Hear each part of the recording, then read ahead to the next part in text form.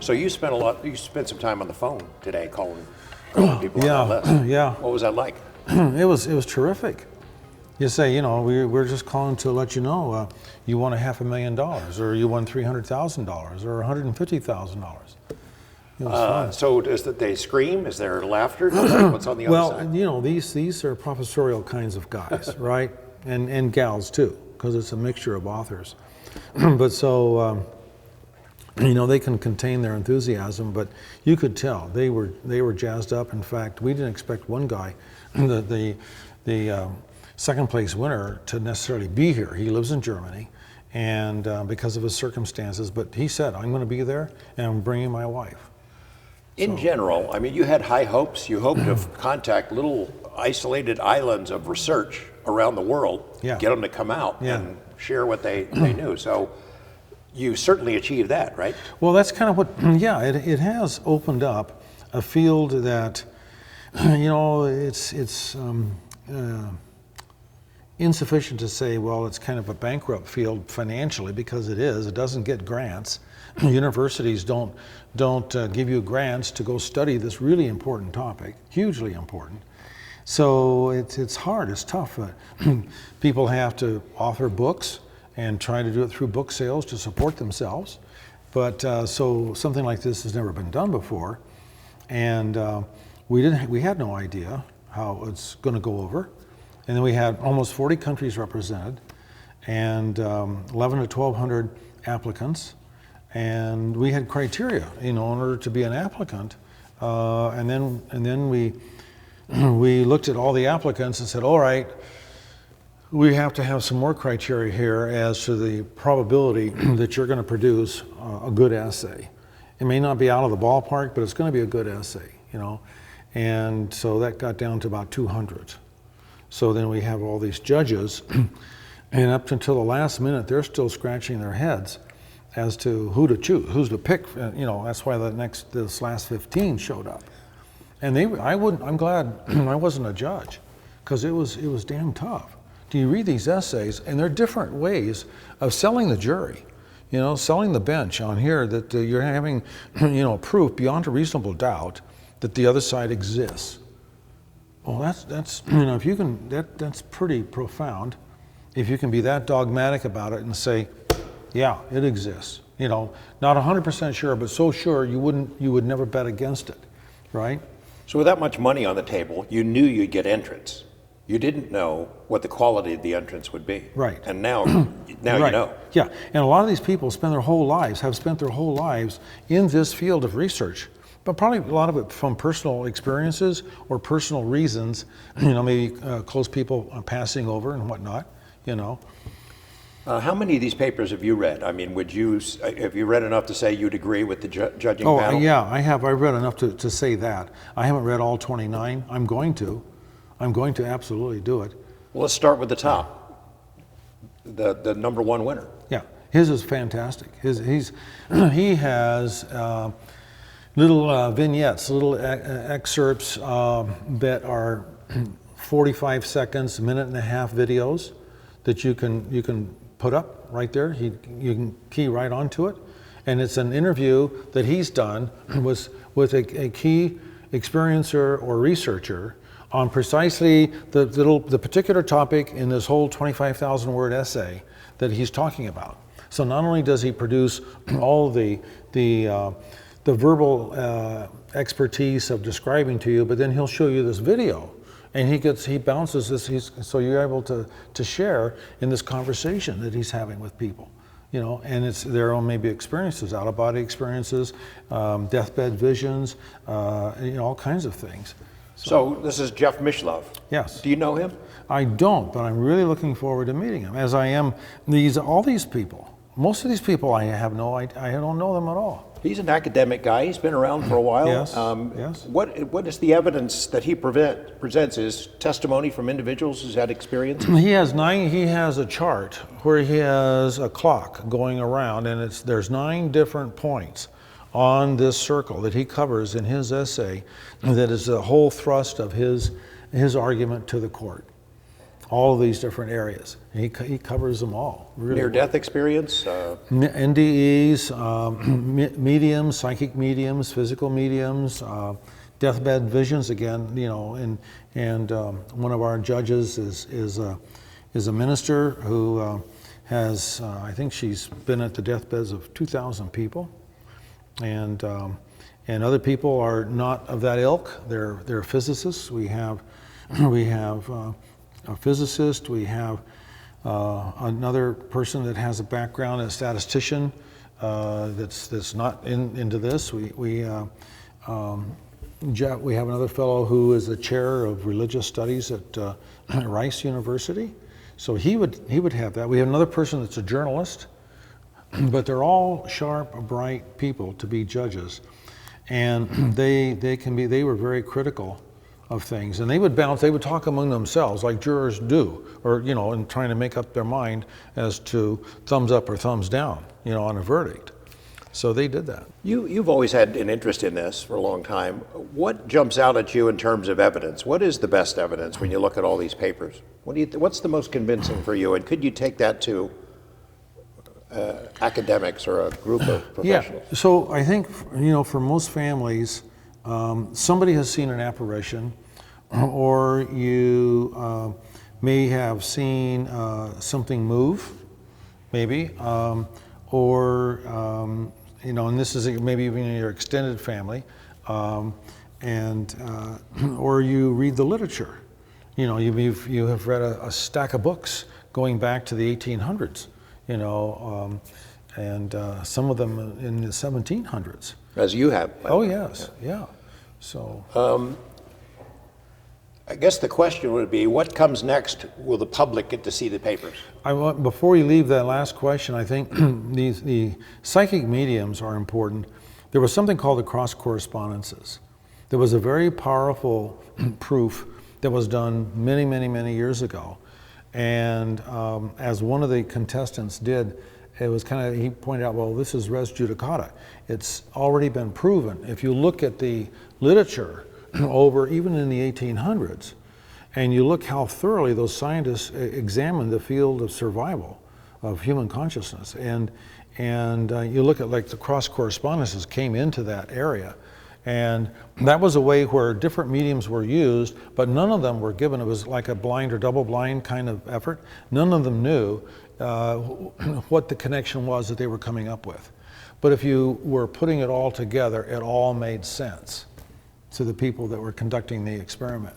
So you get information from the other side. That's it. That's the key. You can then document. Yeah, and information that maybe even you don't know that as a sitter, or maybe you're not even the sitter, right? There's a surrogate sitter there. And so there are a lot of ways to make it very difficult for mediums to be fraudulent. Are there any past life memory cases that made it into this list, do you know of? There were, yes, yeah. And one of our judges is an expert, Brian Weiss, in reincarnation and past lives, and because he has covered that so deeply in his work. He's a psychiatrist. Those are spooky cases where some little kid is telling you about the life, intricate details about the life of somebody that lived 100 years ago. Yeah, or you know, the combination of a safe in somebody's house in a village that even your parents have never been in, much less you, and you're 3 years old, and you know the combination to the safe. What happens? Are we going to get to read these papers? Yes. What's going to happen? Well, two things. One, we're going to go to some trouble to get our website able to reveal these the best way we possibly can.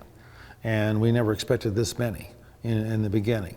And so we're going to try to we may even have to hire somebody from the outside to help us download these right and all that. And also, we're going to publish, and this may take 5 or 6 books to create a set, high quality, you know, faux leather, gold gilded print on the cover, and gilded edges on the pages, and ribbon and so forth. And we're going to give these away for free to 3,000 or 4,000 recipients. They could be churches, they could be hospices, they could be universities, and we give those away for free, and maybe more, because it's going to be a keeper's, it's going to be a collector's item, you know. So, So plan is to put them up, upload them to Right. a website where Right. anybody in the public can access it. Right. And then publish a version of Right. all 29 or 14? all 29. 29. Yeah. That's a lot of material. It is. It is a lot. But if you read those 29, it's going to like, you're going to have the best of the best, cream of the crop. It'll be like, you would have to probably cover 100 textbooks to try to get into what that 29 is going to reveal to you. What's the feedback you got from the judges as they finally reach these, you know, who won? and I've who been out of lost? town the last 4 or 5 days. I don't know, because they were to conclude it, I think it was last week. Friday was to come up with the final. And I don't know. I think they're probably been napping all weekend. Your sense, though, is that they were pretty, these were clearly the winners. Oh yeah, they were totally unified on first, second, and third, and the preponderance of the judges, majority on the 11, and ditto for the next 15. And the next 15 get 50 grand, or what is that for that? They get that 20. 20. Yeah. So 500,000, 300,000, 150,000, 50 grand, and then I got cheap. I said 20 grand for the next each of the 15. Well, this was not, you know, 1.8 million is the total you're giving out, twice you planned. Well, there's a lot more you spent on this. It's also, you want people to feel special. Yeah. You know, because the trophies are involved, and so there's special kinds of trophies as the recognition as you go higher and higher and higher. It's not just the money, but it's also the accolades and the trophies and that kind of thing. You know, because first, second, and third is quite something out of this kind of a group. I guess now the big question is, do you do it again? I mean, you got the result you wanted. You know, that's the key thing here, is for 2022 and 23. What's the next step? What are those steps? You know, are we somewhere between home plate and first base? We're halfway, or are we at somewhere between third base and home plate? Third base and home plate. We don't want to be there. We want to be halfway to first base and say, yeah, there's a lot more here. And of course, part of it is, you know, to those that research, and if you do deep dives into this field, the profound aspects of this is really, what is the other side all about? Not just whether or not it exists, and half the people on the planet don't believe it does. Okay, fine. But for those that do, it really is. It's kind of important. What's your experience going to be on the other side, and what are you potentially facing?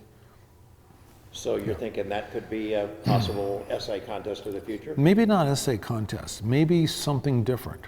Maybe using putting some teams together of think tank folks, putting think tanks together using these folks and the winners and other researchers too, and trying to pick maybe more than one type of thing to energize. Did it accomplish what you wanted it to do? I mean, did it ignite this field and bring these people sort of out of the closet where they're in the light and talking about their work? I personally don't know yet, for sure. I don't know. You know, I think so far the response has been good. So far the winners are excited, the 3 winners. So far we expect to have a good party on December the 4th where everybody can gather around, and we're going to play music and have a great buffet and have a good time, hopefully, you know. And so it remains to be seen whether this has traction, whether or not it means much, or maybe it means more than just something. Yeah, whether it doesn't bestow an era of respectability to this kind of research. Exactly. Kind of like the ET UFO field, right? So that took a while for governments to fess up, right? For our government to fess up anyway. We're sort of still feeling out the effects of releasing the book, Jim Lukatsky and column and the book. Yeah. I don't know if you've got any feedback yourself from that. I am 2/3 of the way through reading it, and you guys have done a good job. You really have. I didn't know what to expect, but you're accurate, and it was put together well. It's a logical sequence, and it's all true. It's all the facts are there. And you know, of course, you could have written a book this thick, Yeah. right, instead of this thick, and so, but you're limited just to what can you describe and tell? Well, you're glad to have the record corrected because there were some mistakes along the way. I am glad. I think for Jim Lukaski's sake, the program manager, he deserved credit for being a great program manager. He was the impetus through that letter to me for getting the whole thing started. And I think I was in Moscow when I got the call, and I wasn't sure it was legitimate, you know. And so, Yeah, his name is finally out there. He can, you know. Yeah, He's not a real public person, but at least it's out there and it's on the record. yeah, my hat's off to him as a government guy for taking that kind of liberty to take the chance. Yeah. What else can we say about BICS? So BICS will continue regardless of whatever path you choose for 22 and 23, but you want to do something for sure. Yeah, and what you said earlier is the key thing, is exactly what is it, you know, what's that going to be? And the more you dig into this field, and it is huge, it's gigantic, and it is so strange, so weird to our three-dimensional existence, you know, and our capacities are so limited here.